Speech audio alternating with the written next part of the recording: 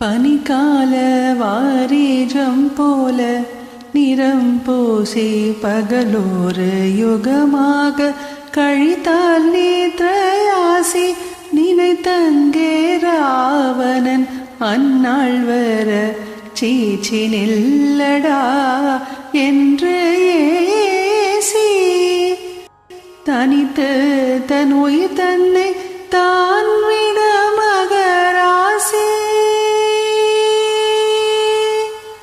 தனித்து தன் உயிர் தன்னை